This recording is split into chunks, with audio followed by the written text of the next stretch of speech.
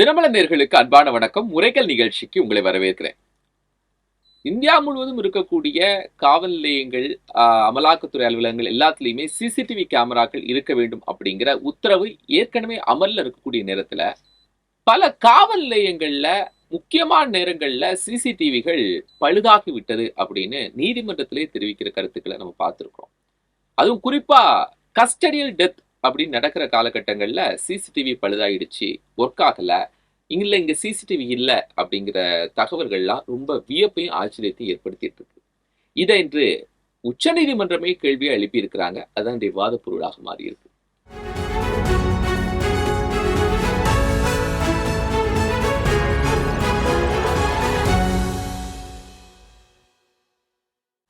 மாயமாகும் சிசிடிவிக்கள் காரணம் யார் என்பது கோர்ட்டுக்கு தெரியாதா?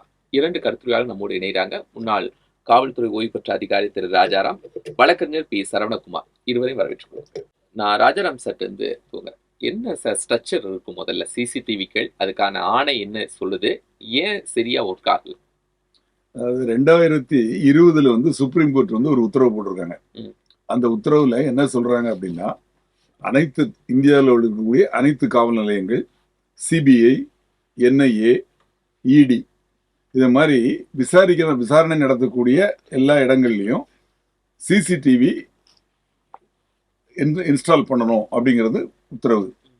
அந்த சிசிடிவியில் நைட் விஷன் கேமரா இருக்கணும், ஆடியோ ரெக்கார்டிங் வசதி இருக்கணும் அப்படிங்கிறது உத்தரவு. ஆனால் உச்சநீதிமன்ற நீதிபதிகள் விக்ரம்நாத், சந்தீப் மேத்தா அவங்க ஒரு சுயமோட்டோ கேஸ் ஒன்று ரிஜிஸ்டர் பண்ணியிருக்காங்க. என்ன காரணம்னு அதில் சொல்றாங்கன்னா, கடந்த 8 மாதங்கள்ல 11 கஸ்டடி டெத் நடந்திருக்கு. இது சம்பந்தமா விசாரணையில பத்திரிகைகள்ல செய்திகள்ல என்ன சொல்லியிருக்காங்கன்னா, இப்போ நீங்க சொன்னீங்க இல்லையா, அது மாதிரி சிசிடிவி கேமராக்கள் சில இடங்களில் பொருத்தப்படவில்லை, பொருத்தப்பட்ட சிசிடிவி கேமராக்கள் வேலை செய்யலை. மூணாவது சிசிடிவி கேமராக்கள்ல இந்த night vision recording, audio recording இல்லை. கேட்டா என்ன சொல்றாங்க அப்படின்னா, பழுதாயிடுச்சு அப்படிங்கிறாங்க. முக்கியமான நேரங்கள்ல பழுதாயிடுச்சு அப்படிங்கிறதுனால அவங்க சுயமோட்டோவா அந்த வழக்கை எடுத்துக்கிட்டு இப்போ என்ன உத்தரவு போட்டிருக்காங்க அப்படின்னா, இது சம்பந்தமா இந்த துறைகள் இப்ப சொன்னோம் இல்லையா, இதுல சம்பந்தப்பட்ட எல்லாரும் என்ன ஸ்டேட்டஸ் இருக்கு அப்படிங்கிறதுக்கு ஒரு ரிப்போர்ட் ஃபைல் பண்ணாங்க. விசாரணை அமைப்புகள், ஆல் காவல் நிலையம் இப்ப தமிழ்நாடு எடுத்தாச்சுன்னா டிஜிபி, அதே மாதிரி அந்த ஒன்னொன்னுக்கும் ஒரு தலைமை அதிகாரி இருப்பாங்க. சிபிஐக்கு ஒரு டைரக்டர் இருப்பாங்க, என்ஐஏக்கு ஒரு டைரக்டர் இருப்பாங்க, இடிக்கு டைரக்டர் இருப்பாங்க. அவங்க லெவல்ல அவங்க ஒரு என்ன இப்ப ஸ்டேட்டஸ் அப்படிங்கிறதுக்கு ஒரு ரிப்போர்ட் ஃபைல் பண்ண சொல்லியிருக்காங்க. இதுல என்ன தெரியுதுன்னா, 2020 இப்ப 2025 உத்தரவு போட்டு 5 ஆண்டுகள் ஆச்சு. இந்த 5 ஆண்டுகள்ல ஏன் பண்ண முடியல? அதுவும் வெச்ச கேமரா 5 வருஷத்துக்குள்ள பழுதாயிடுச்சா? ஆச்சா. ரெண்டாவது ஏஎம்சின்னு சொல்லுவாங்க, ஆனுவல் மெயின்டெனன்ஸ் சார்ஜஸ் அப்படின்னு. அதாவது அந்த கேமரா இப்ப சாதாரணமா நார்மலா இப்ப நான் சொல்றது வீடுகளில் பொருத்தக்கூடிய கேமராக்கள்ல 10,000ல 11,000க்கு 4 கேமரா கொடுக்குறாங்க. அதுல 2 கேமரா நைட் விஷன் கேமரா அவங்களே பிக்ஸ் பண்ணி கொடுத்துட்றாங்க. அது 1 இயருக்கு வாரண்டி வேற இருக்கு. அந்த 1 இயர் முடிஞ்சதுக்கு அப்புறம் அவங்க ஏஎம்சி, ஆனுவல் மெயின்டெனன்ஸ் சார்ஜஸ் சொல்லிட்டு அதுக்கு ஒரு மினிமம் சார்ஜஸ் அவங்களே பார்த்துட்டு போவாங்க. என்ன ரிப்பேர் இருந்தாலும் அவங்க அட்டன் பண்ணுவாங்க. ஏதாவது பொருள் போயிருந்தா மட்டும் மாற்றணும். இப்போ ஃபர்ஸ்ட் திங் இவங்க கொடுக்குற ரிப்போர்ட்ல இந்த 2020 சுப்ரீம் கோர்ட் உத்தரவுப்படி எல்லா காவல் நிலையங்கள்லயும் விசாரணை அமைப்புகள்லயும் கேமராக்கள் பொருத்தப்பட்டதா? அது முதல்ல ஒரு கேள்வி. ரெண்டாவது, அந்த கேமராக்கள் அங்க உத்தரவுப்படி நைட் விஷன் கேமரா அதுல இருக்குதா? ரெண்டாவது ஆடியோ ரெக்கார்டிங் இருக்குதா? அது இப்போ ஒர்க்கிங் கண்டிஷன்ல இருக்குதா? இல்ல எப்போ வரைக்கும் ஒர்க்கிங் கண்டிஷன் இருந்தது, அதுக்கப்புறம் ஏன் வேலை செய்யல? இப்போ இந்த 8 சம்பவங்கள் சொல்றாங்க இல்லையா, இந்த சம்பவங்கள்ல இது கிட்டத்தட்ட அந்த 8 மாதங்கள்ல 11 சம்பவங்கள். அதுக்கு முன்னாடி 2020 இது வரைக்கும் எத்தனை சம்பவங்கள்ல கேமராக்கள் வேலை செய்யல? அதுக்கு என்ன காரணம்?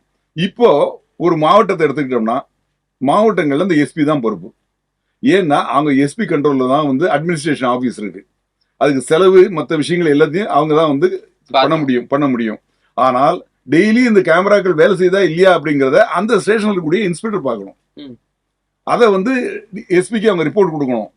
அப்படி அதில் வேலை செய்யல, தொழில்நுட்பத்தினால அது போச்சு அப்படின்னா அவங்க உடனே எஸ்பி ஆபீஸ்ல சொல்லி அவங்க கன்சர்ன் ஆபீசர்ஸ் பார்க்கணும். அதை மெயின்டைன் பண்றவங்க மெயின்டைன் பண்ணணும். இந்த இதுக்கு பொறுப்பு யாருன்னா எஸ்பி தான் பொறுப்பு. ஆனா வேலை செய்தா இல்லையாங்கிறத இன்ஃபார்ம் பண்ண வேண்டியது அந்த இன்ஸ்பெக்டரோட பொறுப்பு. இதே மாதிரி அந்த சிபிஐ மற்ற மாதிரி அந்த இதுல இருக்கு இல்லையா, அந்தந்த இதுக்கு ஒன்று டெப்டி டைரக்டர் அது மாதிரி இருப்பாங்க. இப்போ சென்னையில் எடுத்துட்டாங்கன்னா அதுக்கு ஒரு ஜாயிண்ட் டைரக்டர் இருப்பாங்க. அவங்க தான் பொறுப்பெடுத்து இதுக்கு பதில் சொல்லணும். இதை வந்து மெயின்டைன் பண்ணி கரெக்டா பண்றாங்களா அப்படிங்கிறத, இது வரைக்கும் என்ன பண்ணிருக்காங்க, ஏன் பண்ணல அப்படிங்கிறத இப்போ இவங்க ரிப்போர்ட் கொடுக்க போறாங்க. அதுக்கப்புறமா நீதிபதிகள் ஆராய்ந்து அதுக்கு சரியான உத்தரவு பண்ணுவாங்க. பண்ணாதவங்க மேல நடவடிக்கை எடுக்க சொல்லி உத்தரவு போடுவாங்க. Okay sir. இது என்ன கம்ப்ளைண்ட்னால உங்களுக்கு ஒரு காவல்துறை அதிகாரியா ஒர்க் பண்ணிருக்கீங்க, இதை தாண்டி மற்ற இடங்கள்ல ஏன் இல்லாம இருக்கு? நடைமுறை சிக்கல்கள் என்ன இருக்கு நீங்க அதாவது பாத்துக்க? நான் பணிபுரிந்த காலத்துல இந்த சிசிடிவி கிடையாது. கிடையாது, அப்ப கிடையாது. சிசிடிவி வந்து காவல் நிலையத்துல அந்த இது பண்ணணுங்கிற அந்த உத்தரவும் கிடையாது. பட் இது வந்து ஒன்றும் பெரிய விஷயம் கிடையாது. இப்ப நம்ம வீடுகளில் பண்றோமே அதே மாதிரி தான். அந்த ஸ்டேஷன்ல இருக்கிறவங்க அதை கரெக்டா பார்க்கணும். எல்லா கேமராவும் வேலை செய்யுதா, காலையில வந்த உடனே எப்படி மைக் வேலை செய்யுதா, போன் வேலை செய்யுதான்னு பாக்குறாங்களோ அதே மாதிரி கேமரா வேலை செய்தாங்கிறத அந்த ரைட்டர் பார்க்கணும். பார்த்து இன்ஸ்பெக்டர் நாலேஜ் கொண்டு போய் அதை வந்து அங்க எஸ்பி நாலேஜ் கொண்டு போகணும். சென்னை மாதிரி நகரங்கள்ல கமிஷனர் தான் பொறுப்பு. ஏன்னா அவங்ககிட்ட தான் அட்மினிஸ்ட்ரேஷன் ஆஃபீஸ் இருக்கு. அவங்க தான் அதை பண்ண முடியும். இதை வந்து கரெக்டா பண்ணிருக்காங்களா, பண்ணலைன்னா ஏன் பண்ணல அப்படிங்கறது நிச்சயமா அவங்க மேல நடவடிக்கை எடுக்கணும். ரெண்டாவது, காவல்துறை வந்து சில தவறுகள் நடக்கிறது இந்த கேமரா மூலமா வெளியே தெரிஞ்சிரும் அப்படின்னு நினைக்கிறாங்கன்னா அது தவறு. ஏன்னா சில பொய்யான குற்றச்சாட்டுகள் காவல் நிலையத்துல வந்து என்ன அடிச்சாங்க உதைச்சாங்கன்னு சில பொய்யா புகார்கள் கொடுக்கலாம். அப்போ கூட இதுதான் உண்மையை காப்பாற்றும். அவங்களை காப்பாற்றக்கூடியது இந்த சிசிடிவி தான். இவங்க அது மாதிரி பண்ணல, இது மாதிரிதான் நடந்திருக்கு அப்படிங்கிறது அவங்களுக்கு சப்போர்ட்டாகவும் இது வரும். சரி, ஃபெயிலியர் ஆயிடுச்சுன்னா, ஆமா இப்போ இந்த கேஸ் இன்வெஸ்டிகேஷன் இன்னைக்கு நடக்குது 22ஆம் தேதி அப்படின்னா, இல்ல இது 19ஆம் தேதி ஃபெயிலியர்னா அது ஒரு நோட் போட்டு வச்சிருவாங்கல்ல, இது 19ஆம் தேதியில இருந்து ஒர்க் செய்யல அப்படிங்கிற ரெக்கார்ட்லாம் இருக்கு. நிச்சயமா அங்க ஜிடில என்ட்ரி போடணும். இது மாதிரி இன்னைக்கு சிசிடிவி இத்தனை 10 கேமரா இருக்கு, அதுல 8 கேமரா வேலை செய்யல, 7 கேமரா வேலை செய்யல, இது மாதிரி எஸ்பி ஆபீஸ்க்கு இன்னாருக்கு இன்ஃபார்ம் பண்ணுங்கிறத அவங்க ரெக்கார்ட் பண்ணணும். ரெக்கார்ட் பண்ணி இன்ஃபார்ம் பண்ணணும்.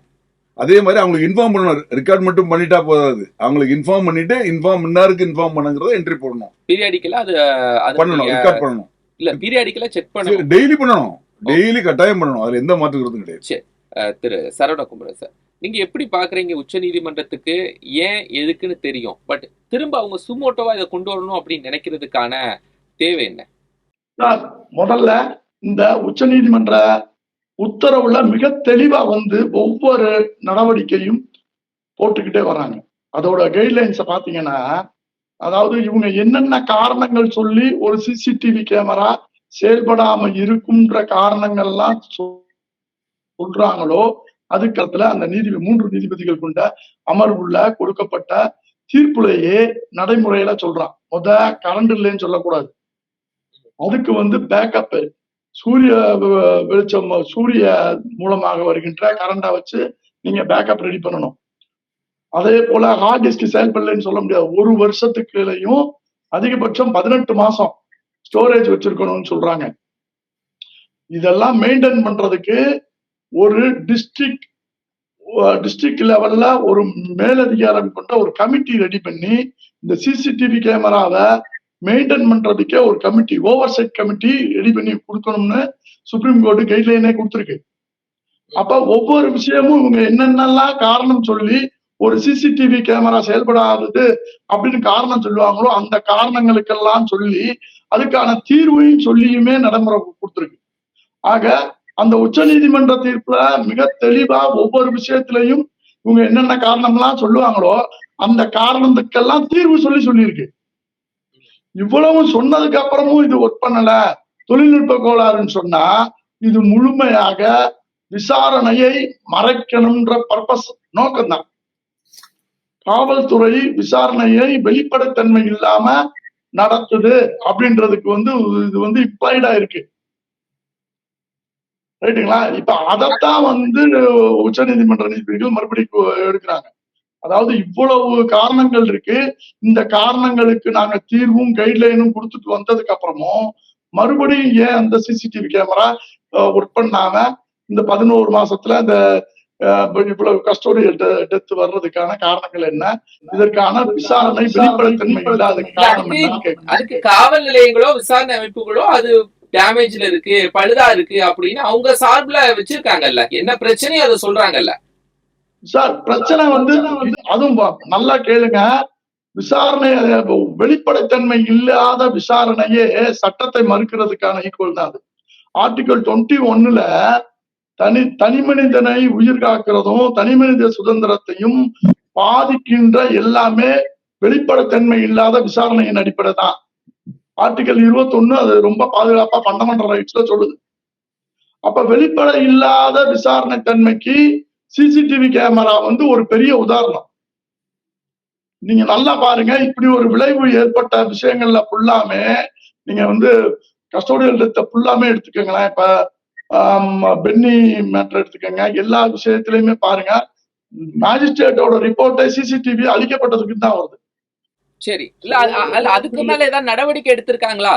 சிசிடிவி அழிக்கப்பட்டது, சிசிடிவி பழுதா இருந்துச்சு அப்படின்னு சொல்லி இதுவரைக்கும் ஏதாவது காவல் நிலையத்து மேலேயோ இல்ல விசாரணை எந்த ஒரு நடவடிக்கையும் எடுக்கப்படவே இல்லை. ஏன்னா அதுக்கு காரணம் என்னன்னா, இவங்க காவல்துறை எப்போதுமே காவல்துறையை இது பண்றாப்புல பண்றது இல்ல.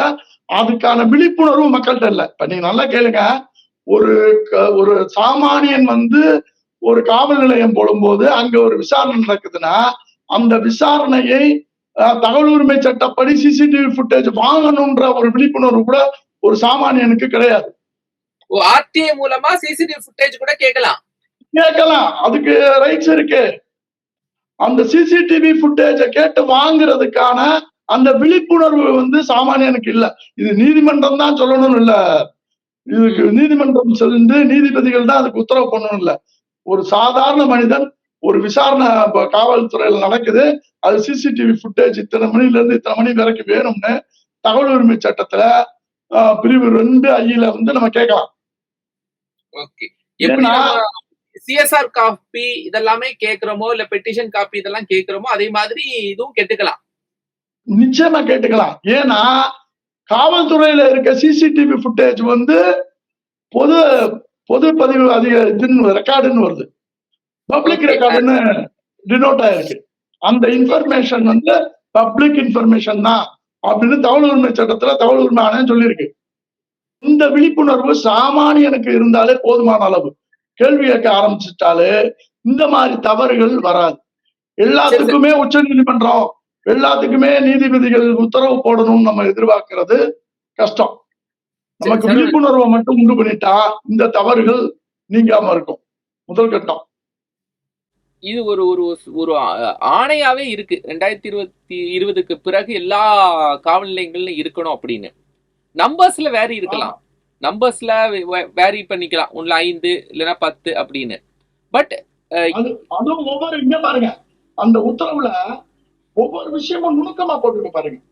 எந்தெந்த ரூம்ல எல்லா ரூம்லயும் வைங்க அப்படின்றாங்க. சரி, அது மறைக்கவே பட முடியாது. அந்த அந்த போலீஸ் ஸ்டேஷனே சிசிடிவி கவரேஜ்ல இருக்கணும்ன்றதுல ரொம்ப தெளிவா, ஏன்னா அது ஒரு காரணமா சொல்லிடுவாங்க, எங்களுக்கு அங்க கவரேஜ் இல்லைன்னு சொல்லிடக்கூடாது அப்படின்றதுல ரொம்ப தெளிவா ஒவ்வொரு அறையும் மென்ஷன் பண்ணி சொல்லியிருக்காங்க. விசாரணை அறையில இருந்து சாப்பாட்டு அறையில இருந்து அத்தனை அறையிலுமே வைங்க. நைட்டு எங்களுக்கு லைட் கிடைக்கல, நைட் விஷன் வைங்கன்றான். சவுண்ட் ரெக்கார்டு கிடைக்கல, சரியா சவுண்ட் ரெக்கார்டோட வைங்க. ஒவ்வொரு விஷயமும் நுணுக்கமாவே அந்த உத்தரவுல போட்டே வந்திருக்கு. ஏன்னா இவங்க என்னென்ன காரணம் சொல்லுவாங்க, அந்த காரணத்தினால மிஸ் ஆயிடக்கூடாதுன்றதுல ரொம்ப தெளிவா அந்த உத்தரவு போட்டிருக்கு. சிசிடிவிங்கிறது அந்த காவல் நிலையத்துல இருக்கிற பாக்குறது அப்படிங்கறத தாண்டி டோட்டல் காவல் நிலையமும் ஒரு சர்வைலன்ஸ்ல இருக்கணும் அப்படிங்கிறதுக்காக இந்த உத்தரவு. நிச்சயம் இது கிட்டத்தட்ட முழுமை பெற்றிருக்கா, இல்ல எத்தனை சதவீதம் இந்த மாதிரி காவல் நிலையங்கள்ல இருக்கும்னு நினைக்கிறீங்க முழுமையான செயல்பாட்டுல? சார், முழுமையான செயல்பாடுன்னும் போது அது ஃபுல்லாமே ஸ்டேஷன் இன்சார்ஜ் இன்ஸ்பெக்டர் தான் சார். ஒரு காவல் ஆய்வாளர் கண்ட்ரோல்ல நிச்சயமா இருக்கும், தேவைக்கு பயன்படுத்துறாங்க, அதுதான் உண்மை. ஆனா முழுமையா எல்லா இதுலயுமே வந்துருச்சு. சிசிடிவி இல்லாம எதுவுமே கிடையாது. இன்னைக்கு ஒரு விசாரணை நடக்குது, இல்ல ஒரு பெட்டிஷன் என்கொயரி நடந்துகிட்டு இருக்கு அப்படின்னா நிச்சயமா ஒரு ஆய்வாளர் அதை கண்காணிச்சிடறாரு. ஏதாச்சும் ஒரு அசம்பாவிதமோ இல்லையோ, இது எஸ்பி லெவல்ல கண்ட்ரோல்ல வச்சிருக்காங்க எல்லாம், இந்த ஸ்டேஷன்ல என்ன நடந்திருக்கு அப்படின்றது. அப்ப எல்லாத்தையும் மானிட்டர் பண்ற எல்லா தொழில்நுட்பமும் வந்துருச்சு. எல்லா இடத்துலயும் பரவலாவே சிசிடிவி வைக்கப்பட்டுச்சு. இன்னொன்னு, அது சிசிடிவிங்கிறது டைரக்டா சேவ் பண்றது மட்டும் இல்ல, ஒவ்வொரு சிசிடிவியும் மானிட்டரிங் இதுல வந்துரும். அதுல ஒண்ணு நிச்சயமா default மானிட்டரிங்ல வந்துடும். ஃபுட்டேஜ் வந்து ஒரு வருஷம் ஃபுட்டேஜ் ஸ்டோர் பண்ணி வைக்கணும்ன்றாங்க இந்த கைட்லைன்ல. ஸ்டோரேஜ் பண்ணி வைக்கிறது ஒண்ணு, பட் டோட்டல் போலீஸ் ஸ்டேஷனும் சர்வேலன்ஸ்ல இருக்கிறது அங்க உள்ள மானிட்டர்ல தெரியும். அதுல ஒரு நிச்சயமா கேமரா நிச்சயமா நிச்சயமா. ஆபரேஷன்ல பாத்துடலாம். நிச்சயமா பாத்துடலாம். அப்படி இருந்த பிறகும் இந்த மாதிரியான சிச்சுவேஷன்ஸ் உருவாயிட்டு இருக்கு. இது வந்து உள்நோக்கத்தோட தான் சார் இருக்கும். அப்படிலாம் அவ்வளவு சீக்கிரமா ஒரு சிசிடிவி ஃபுட்டேஜ வந்து டெக்னிக்கல் கோளாறுன்னு அப்படியே நகர்ந்துட்டு போயிட முடியாது. சரி, எப்படி ஏன்னா accept பல்வேறு வழக்குகள்ல சிசிடிவி ஃபுட்டேஜ் அப்படிங்கிறது தேவையான ஒரு விஷயமா இருக்கு. நான் அது மர்டருக்கு கூட சொல்லல. யாரோ ஒருத்தர் காவல் நிலையத்துல நான் அடித்து துன்புறுத்தப்பட்டேன் அப்படிங்கிற இன்ஜுரி கம்ப்ளைண்ட்ல கூட இது வந்துரும். அப்பெல்லாம் நிச்சயமா நம்ம நிச்சயமா இந்த மாதிரி ரீசன்ஸ் எப்படி அக்செப்ட் பண்ணிக்கிறாங்க? அதுவும் இருக்குல்ல, நீதிமன்றத்திற்கு தெரியாதா அப்படிங்கிற ஒரு பார்வையில அவங்க மேல என்ன பனிஷ்மென்ட், டெக்னிக்கல் ப்ராப்ளம்னா அக்செப்ட் பண்ணிக்குவீங்களா? சார் இது இது அதாவது சிசிடிவி ஃபுட்டேஜ் மட்டும் சாட்சி ஆவணங்களா நம்ம சொல்ல முடியாது. இது இது இது தவிர நிறைய ஆவணங்கள் இருக்கு, நிறைய சாட்சியங்கள் இருக்கு. இது வந்து பிரைமரி ஒரு பிரைமரி ஒரு மெயினான சாட்சியமா நம்ம எடுத்துக்கலாமே ஒழிய மத்தபடி ஒவ்வொரு விஷயமுமே ஒன்ஸ் செகண்டரி எவிடன்ஸா நம்ம எடுத்தா கூட இப்போ குற்றவியல் நடைமுறை சட்டங்கள்ல திருத்தம் கொண்டு வந்த பிறகு இது கிட்டத்தட்ட பிரைமரி எவிடன்ஸா மாறிடுச்சு இல்ல சிசிடிவி ஃபுட்டேஜ். பிரைமரி எவிடன்ஸா மாறிடுச்சு. ஒரு சில காலகட்டங்கள்ல தொழில்நுட்ப கோளாறுகளை வந்து நம்ம வந்து அனலைஸ் பண்ண முடியாது. அதை எப்படி அது பர்பஸா ஏற்பட்டுச்சா இல்ல எதேச்சியா ஏற்பட்டுச்சான்னு எப்படி நம்ம வந்து பண்ண முடியாது இல்ல. ஓகே, ஏன்னா இது வந்து முழுமையா ஸ்டேஷன் இன்சார்ஜ் இன்ஸ்பெக்டர் தான் liability. Okay okay okay Rajaram sir நிறைய விஷயங்கள் சொல்லியிருக்காங்க. ஒரு காவல் ஆய்வாளர் தான் முழுமையான பொறுப்புக்குள்ள இது வராங்க அப்படின்னு ஒரு நீதிமன்றம் சொல்லி என்னெல்லாம் செய்யணும், ஒரு காவல் நிலையம் முழுமையா இருக்கணும் அப்படிங்கிறாங்க. அதுல ரொம்ப ஈஸியா தங்களுக்கே உள்ள அதிகாரத்தின் மூலமா தப்பித்துக் கொள்றாங்களா? இப்போ அதாவது வந்து இன்ஸ்பெக்டர் தான் பொறுப்பு, அதில் இல்லைன்னு சொல்லல. ஆனா இன்ஸ்பெக்டர் வந்து அதை ரிப்பேரை அவர் பண்ண முடியாது. ரிப்பேர் பண்றதுக்கு அவர் உத்தரவிட முடியாது, அதுக்கு செலவு பண்ண முடியாது. அது வந்து அந்த மெயின்டெனன்ஸ் அப்படின்னு பண்ணக்கூடியதை வந்து அந்த அட்மினிஸ்ட்ரேஷன், டிஸ்ட்ரிக்ட் அட்மினிஸ்ட்ரேஷன், சென்னை மாதிரி நகரத்துல வந்து கமிஷனர் ஆபீஸ்ல தான் அந்த அட்மினிஸ்ட்ரேஷன் இருக்கு. இவங்க இன்ஃபார்ம் பண்ணணும் எது வேலை செய்யுது எது வேலை செய்யல, ஏன் வேலை செய்யல. இப்போ கரண்ட் கட்டினால வேலை செய்யலையா, இல்ல தொழில்நுட்ப வேலை செய்யலையா, இல்ல கேமராவுக்கு அந்த இது போயிடுச்சா, அந்த பீரியட் முடிஞ்சு போச்சா அப்படிங்கறத இவங்க என்ன நடந்திருக்கோ அவங்க இன்ஃபார்ம் பண்ணணும். அவங்க உடனே அவங்க டெக்னிக்கல் டீம் அனுப்பிச்சு அதை பார்த்து அதை மாத்திரமா ரீப்ளேஸ் பண்ணணும்னா அதுக்குள்ள செலவுகள்லாம் அவங்க தான் மெயின்டைன் பண்ணி பார்க்க முடியும்.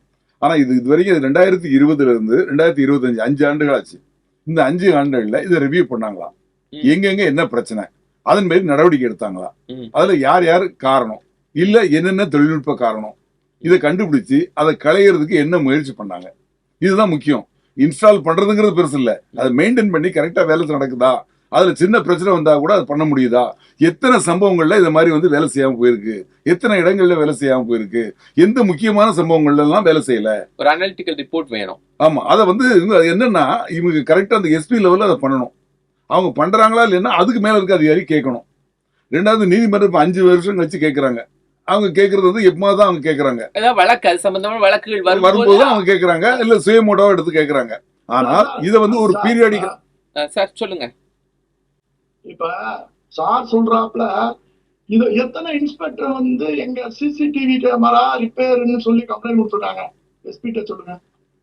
அதான் கண்டுபிடிக்கணும், அதான் கேட்கிறேன், அதுதான் முக்கியம். நான் என்ன சொல்றேன் அதே தான் நானும் சொல்றேன். அதாவது வந்து அந்தந்த எஸ்பி வந்து அவருக்கு ஒரு நிமிஷம் எத்தனை போலீஸ் ஸ்டேஷன் இருக்கு, அந்தந்த போலீஸ் ஸ்டேஷன்ல எத்தனை கேமராக்கள் இருக்கு, அது வந்து வேலை செய்தா வேலை செய்யலையா, எப்ப ரிப்பேர் ஆயிடுச்சு, ஏதாவது ரிப்போர்ட் வந்ததா, அந்த ரிப்போர்ட் மேல என்ன நடவடிக்கை எடுத்தாங்க அப்படிங்கறத அவங்க செக் பண்ணணும். அவங்க செக் பண்ணி கரெக்டா பண்றாங்கிறத அதுக்கு மேலதிகாரி வந்து மானிட்டர் பண்ணணும். மானிட்டர் பண்ணி இது சம்பந்தமா டிஜிபி லெவல்ல அவங்க வந்து ஒரு மந்த்லி மீட்டிங் வைப்பாங்க எப்போதுமே. அந்த மந்த்லி மீட்டிங்ல கேட்கணும் என்ன எவ்வளவு சிசிடிவி கேமராக்கள் வந்து வேலை செய்யுது, எத்தனை வேலை செய்யல, எத்தனை பீரியட் முடிஞ்சு போச்சு. ஒரு பீரியட் இருக்கு 2 வருஷம் 3 வருஷம் இல்ல 5 வருஷம் அப்படிங்கிற மாதிரி தான் இருக்கும். அதுக்கப்புறம் வந்து ரீப்ளேஸ் பண்ணணும். அந்த மாதிரி பண்ணக்கூடிய கண்டிஷன்ல எத்தனை இருக்கு, அதுக்குள்ள ஃபண்ட்ஸ் என்ன ஆச்சு, அதை எப்படி கவர்மெண்ட் வந்து வாங்கணும், இதை வந்து பார்க்கணும். அது தவிர இந்த முக்கியமான சம்பவங்கள், இந்த டெத் இன் கஸ்டடி, இது மாதிரி டார்ச்சர் அப்படிங்கிற மாதிரி கம்ப்ளைண்ட்ஸ் எல்லாம் வந்து கேஸ் ரிஜிஸ்டர் பண்ணிருக்காங்க இல்லையா, அந்த சம்பவங்கள்ல எத்தனை சம்பவங்கள்ல வேலை செய்யல, எல்லா சம்பவங்கள்லயுமே வேலை செய்யலையா, ம். இல்ல எத்தனை சம்பவங்கள்ல வேலை செய்யல அப்படிங்கிறதையும் பார்க்கணும். அதையும் அனலைஸ் பண்ணணும். அந்த இடத்துல ஏன் வேலை செய்யல, என்ன காரணம், டெக்னிக்கல் எரரா, ஹியூமன் எரரா, இல்ல இவங்களே ஆஃப் பண்ணாங்களா, இந்த மாதிரி விஷயங்கள் எல்லாம் இதை வந்து நிச்சயமா விசாரிச்சு நடவடிக்கை எடுக்கணும். அந்த நடவடிக்கை எடுத்தால் ஒழிய இதை வந்து கரெக்டா மெயின்டைன் ஆகுதா, இது கரெக்டா வேலை செய்யுதா அப்படிங்கிறத வந்து நம்ம வந்து ஒரு முடிவுக்கு வர முடியாது. தப்பிக்கிறதுக்கு இப்படி சொல்லலாம், அப்படி சொல்றதெல்லாம் உண்மைதானா அப்படிங்கிறதையும் விசாரிக்கணும். விசாரிச்சு அதுக்காக நடவடிக்கை, டிபார்ட்மெண்டல் ஆக்ஷன் அவங்க பேர்ல எடுக்கணும். என்ன தவறு செஞ்சாலும் நடவடிக்கை எடுக்கணும். அந்த மாதிரி எடுக்கக்கூடிய ஒரு சூழ்நிலை வந்தா காவல் நிலையத்தில் வேலை செய்யவங்களுக்கு ஒரு பயம் இருக்கும். Okay. அதே மாதிரி பொதுமக்களுக்கு ஒரு நம்பிக்கை ஏற்படும் காவல்துறை மேல. அதனால இதுல வந்து சரியான முறையில என்ன ஸ்டேஜ் இப்ப எப்படி இருக்கு அப்படிங்கிறத நல்ல தெளிவான ரிப்போர்ட் கொடுக்கணும். கொடுத்து நீதிமன்றம் அவங்க என்ன நடவடிக்கை எடுக்க சொல்றாங்களோ அது எடுக்கணும். இனிமேல் மாசந்தோறும் இதை வந்து ஆய்வு பண்ணி என்ன நடந்திருக்கு, ஒரு ரிப்பேர் அப்படின்னா அடுத்த நாளே அட்டன் பண்ணணும். அதை அட்டன் பண்ணி அவன் சொல்லுவாங்க இல்லையா, இது வந்து ஹியூமன் எரர் தான், இல்ல கேமரா ரிப்பேர் தான், இல்ல கரண்ட் அந்த சமயத்துல இல்லதான் என்னங்கிறத ஒரு ரிப்போர்ட் கொடுப்பாங்க. அதையும் ஃபைல் பண்ணி வைக்கணும். இது மாதிரி நீதிமன்றம் கேட்கல எடுத்து கொடுக்கறதுக்கு வசதியா இருக்கணும். ஒரு பிரச்சனை அப்படின்னு வரையில அதுல அவங்க விசாரணை கேட்பாங்க இல்லையா, நீதிபதி வந்து விசாரிப்பாங்க. அங்க விசாரிக்கையில கேட்கையில இந்த ரிப்போர்ட் எல்லாம் அவங்க எடுத்து கொடுக்கணும். இது வந்து உடனே அன்னைக்கு ரெடி பண்ண முடியாது. இது பழைய ரிப்போர்ட் அப்படியே வச்சிருக்கணும். அதே மாதிரி ஸ்டோரேஜ் அது கரெக்டா ஆகுதா அப்படிங்கிறத பார்க்கணும். ஸ்டோரேஜ் சில 2 மாசம் 3 மாசத்துல போயிடும். சில சமயம் இவங்களுக்கு தெரியாது ஸ்டோரேஜ் ஆயிட்டு இருக்குன்னு நினைச்சிட்டு இருப்பாங்க. ஆனா ஸ்டோரேஜ் ஆகாம இருக்கும். அதை கிராஸ் செக் பண்ணணும். இதெல்லாம் வந்து காவல் நிலையத்துல பண்ண முடியாது. இது வந்து அங்க எங்க ரெக்கார்ட் ஆகுதோ அந்த டிஸ்ட்ரிக்ட்ல இருந்து அவங்க வந்து செக்அப் பண்ணணும். செக்அப் பண்ணி அவங்க என்ன நடக்குங்கிறத பார்க்கணும். எப்படி வந்து காவல் நிலையத்துல மைக் இருக்கு, ஜீப்ல மைக் இருக்கு, அதெல்லாம் மெயின்டைன் பண்ணதுக்கு ஒரு டீம் வச்சிருக்காங்க இல்லையா, அது மாதிரி இந்த கேமராக்கள் எல்லாம் மெயின்டைன் பண்றதுக்கு ஒரு டீம் முக்கியம். சார் இப்போ பயோமெட்ரிக் உண்டா காவல் நிலையங்கள்ல? சார் ஃபார் அட்டெண்டன்ஸ் பயோமெட்ரிக் உண்டா? அட்டெண்டன்ஸ்க்கு மற்ற அரசு அலுவலகங்கள்ல இப்போ பயோமெட்ரிக் இருக்கு, காவல் நிலையங்கள்ல இருக்கா? இன்னும் வைக்கல நினைக்கிறேன். இன்னும் வைக்கல. ஸோ இதெல்லாம் கூட ஒரு அந்த டைமிங் எல்லாம் போட்டு ஜிடி எழுதுவாங்க. இப்ப காலையில 7 மணிக்கு ரோல் கால் நடத்தினா ரோல் கால் நடத்தி அது யார் வந்தாங்க யார் வரலங்கிறதெல்லாம் என்ட்ரி போடுவாங்க. அது மாதிரி ஒருத்தர் புகார் கொடுக்க வந்தாங்கன்னா அதை என்ட்ரி போடுவாங்க. இந்த அட்டெண்டன்ஸுக்கு தான் பயோமெட்ரிக். ஆமா, அது இன்னும் கொண்டு வரலாம்னு நினைக்கிறேன். சரவணகுமார் சார், நீங்க குறுக்கீடு வந்தீங்க. இப்ப சார் சொல்றாப்ல ஒவ்வொரு படிநிலையிலையும் கம்ப்ளைண்ட் புகார் கொடுத்து அதை சரி பண்றதுன்றது ஒண்ணு. இதைத்தான் கைட்லைன்லயே சொல்லிட்டான். டிஸ்ட்ரிக்ட் ஓவர் சைட் கமிட்டின்னு சொல்லி உன்னை கமிட்டே பண்ணிருங்க, ஒரு கமிட்டி வச்சுக்கோங்க. சிசிடிவி ஃபுட்டேஜ பத்திய முழு தகவல், அது எப்ப பழுதடையுது, அதுல ரெக்கார்ட் ஆகுதா, எல்லாத்தையும் மானிட்டேஷன் பண்ற ஒரு நோட்டல் ஆபீசர் டிசைட் பண்றான். ஒரு நோட்டல் ஆபீசரை பணியமர்த்தி டிஸ்ட்ரிக்ட் ஓவர் சைட் கமிட்டின்னு ஒண்ணு உருவாக்க சொல்லியிருக்காங்க. அதுல சுப்ரீம் கோர்ட் ஆர்டர்லயே இருக்கு. இவ்வளவையும் மீறியும் அது டெக்னிக்கல் ஒரு ஸ்டேஷன்ல சிசிடிவி கேமரா ஒர்க் பண்ணுது இல்லைன்னு டெய்லி மானிட்டர் பண்ண முடியலன்னா ஒரு இன்ஸ்பெக்டர் என்ன வேலை பாக்குறாங்க புரியல. அப்படி விசாரணை பண்ணாதீங்க. சிசிடிவி இல்லைன்னா விசாரணை நடத்தாதீங்க. விசாரணையோட வெளிப்படைத்தன்மை இல்லை என்னாலே நீதி மறுக்கப்பட்டதா தான் அர்த்தம். ரைட்டுங்களா? விசாரணை வந்து எப்போதுமே ஒரு வெளிப்படைத்தன்மை வேணும். விசாரணைக்குள்ள 3ஆம் நபர் போக முடியாது. ஒரு காவல் அதிகாரி ஒரு விசாரணை மேற்கொள்ளும் பொழுது அதுக்குள்ள நம்ம போக முடியாது. ஆனா அதோட வெளிப்படைத்தன்மை சாமானியனுக்கு கூட தெரியும். அதான் சட்டம் சொல்லுது. அப்ப பொதுமக்களும் முதல்ல சிசிடிவி ஃபுட்டேஜ வாங்குறதுக்கு ஆர்டிஐல இப்படி ஒரு நமக்கு ஒரு உரிமை இருக்குன்னு தெரிஞ்சுட்டா அதுல இருந்தே வந்து கணிச்சிடலாம். இன்னைக்கு ஒரு தகவல் உரிமை சட்டத்துல ஒரு சிசிடிவி ஃபுட்டேஜ் கேட்கும் பட்சத்தில் அவங்க தரம் மறுத்தாலே அதோட நம்பகத்தன்மை தெரிஞ்சு போயிடும். காவல்துறையோட நம்பகத்தன்மை. இந்த மாதிரி வெளிப்படைத்தன்மை இல்ல எங்கிட்ட ஃபுட்டேஜ் இல்ல, கரண்ட் இல்ல, ஏதோ ஒரு காரணம் சொல்லும் போது அவன் அடுத்த கட்டத்துக்கு நீதிமன்றத்துக்கு எடுத்து போகும்போது அந்த பர்டிகுலர் போலீஸ் ஸ்டேஷன்ல எஸ்பிட்ட சொல்லி அது நடவடிக்கை எடுக்க வைக்கலாம். இது வந்து இது 2வது, ஒவ்வொரு ஸ்டேஷன்லயும் ஆர்கனைஸ் பண்ற சிசிடிவி ஆர்கனைஸ் பண்றதுக்கு நோட்டல் ஆபீசர்னு ஒருத்தரை டிசைட் பண்ணி போடணும். எஸ்பெஷலி விசாரணை நடக்கும் பொழுது சிசிடிவி கேமரா ஒர்க்ல இருக்கணும். இல்லைன்னா அதை செக் பண்ணிட்டு தான் நீங்க பண்ணணும் அப்படின்னு. இன்னமுமே நிறைய வந்து போலீஸ் போர்ட்டல்ல வந்து எஃப்ஐஆர் இப்ப தனிநபர் எடுத்துக்கலாம், எஃப்ஐஆர் எடுத்துக்கலாம், சார்ஜ் ஷீட் எடுத்துக்கலாம். ஒவ்வொரு ஸ்டேஜுமே டிஜிட்டல் ஆயிடுச்சு. இன்னமும் வந்து ஒரு சில விஷயங்களை வந்து வேணும்னே வச்சிருக்காங்களான்னு தெரியல. அதாவது பர்பஸாவே இதை வந்து தொழில்நுட்ப கோளாறாவும் தொழில்நுட்பத்துக்கு வர முடியாத அளவுக்கும் வச்சிருக்காங்கன்றது வந்து ஒரு காவல்துறையை வந்து நம்ம வந்து ஒரு சாமானியனா இருந்து சந்தேகப்பட வைக்கிறது. அதான் உண்மை. சரி, இப்போ இது சம்பந்தமா ஏதாவது வார்னிங்ஸ் ஏதாவது கொடுத்துருக்காங்களா ஏதாவது வழக்குகள்ல?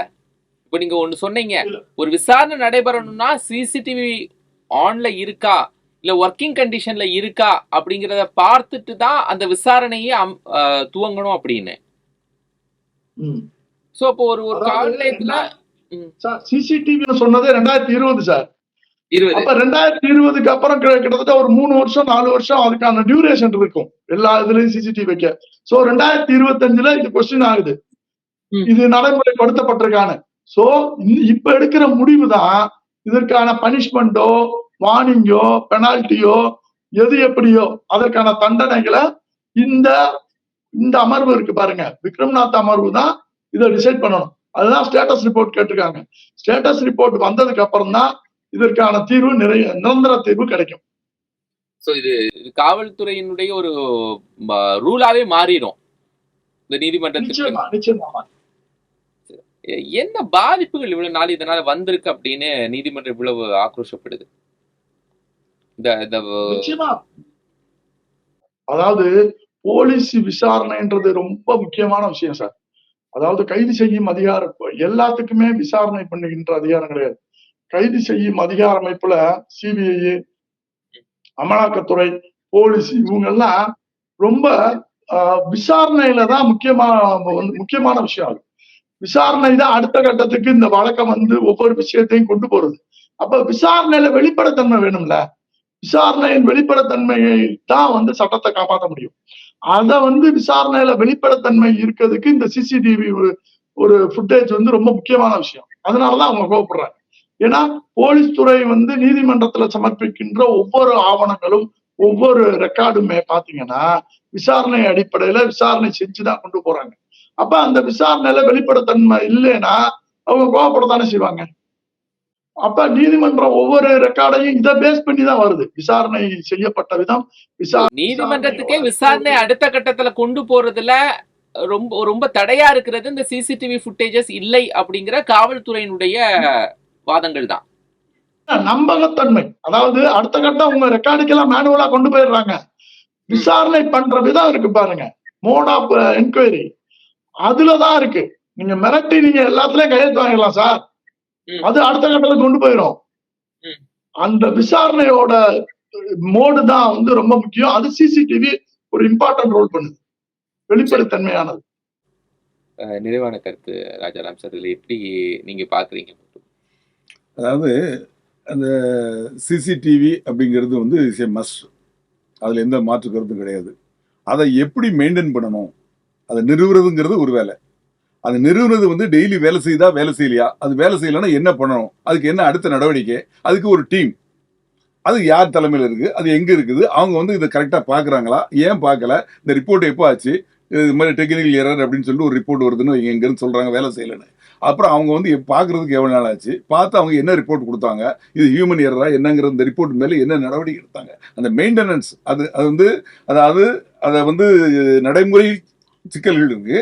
அது போக அது ஒரு இயந்திரம் தானே, அந்த இயந்திரத்துக்கும் ஆனுவல் மெயின்டெனன்ஸ் பார்க்கணும். அதுக்கு பீரியட் முடிஞ்சாச்சுன்னா அடுத்த புதுசா வரணும், அதுக்கு ஃபண்ட்ஸ் கவர்மெண்ட்ல வாங்கணும். இதை ஒரு ஒழுங்கான முறையில தொடர்ந்து கரெக்டா பீரியடிக்கலா செக் பண்ணணும். ரெண்டாவது இன்னொரு விஷயம் சார் சொன்னாங்க, அது கரெக்டு தான். பட் இன்னொரு விஷயத்துல எப்படின்னா, ஒரு முக்கியமான சூழ்நிலை, ஒரு அக்யூஸ்ட் ஏதோ ஒரு கொலை பண்ணிட்டு வந்துட்டாரு, இல்லை ஏதோ ஒரு அக்யூஸ்டை கைது பண்ணிட்டோம், அந்த சமயத்தில் அந்த ஸ்டேஷனுக்கு கொண்டு வரையில அங்கே சிசிடிவி வேலை செய்யாத ஒரு சூழ்நிலை இருந்தா அதுக்காக அவரை விசாரிக்க கூடாது, சிசிடிவி இல்லாமல் விசாரிக்க கூடாது அப்படிங்கிற ஒரு கணக்கு எடுத்தா 24 ஹவர்ஸ்க்குள்ள அவரை நீதிமன்றத்தில் ஆஜர்படுத்தணும். இதுவும் இருக்குது. இந்த சிக்கல்களுக்கு என்ன வழிமுறைகளை நீதிமன்றம் அதை சொல்லணும். இங்க இல்லைன்னா அடுத்த ஸ்டேஷன்ல கொண்டு போய் விசாரிக்கலாமா, இல்ல வேற இவங்க கேமரா வச்சு எடுக்கலாமா அப்படிங்கிற சில விஷயங்கள். ஏன்னா அது அந்த சூழ்நிலைக்குள்ள அது ஒரு குறிப்பிட்ட 24 ஹவர்ஸ் அப்படிங்கிறதுக்குள்ள மாற்றம் பிராக்டிகலி இருக்கக்கூடிய அந்த மாதிரி சிக்கல்களுக்கும் சரியான முறையில தீர்வு சொல்லணும். நிறைவான கருத்து சரவணகுமார் சார். ஒரு சின்ன உதாரணம் சொல்றேன். ஒரு திருட்டு வழக்குல விசாரணை நடக்குது. இப்ப உதாரணத்துக்கு சிவகங்கை மாவட்டம் திருப்போணத்துல மடப்புறம் ஒரு இதுல அஜித் குமார்னு ஒருத்தர் இறந்தார் பாத்தீங்களா? அவருக்கு விசாரணை ஃபுல்லா எங்க நடந்துச்சு தெரியுமா? காவல் நிலையத்தில் நடக்கல,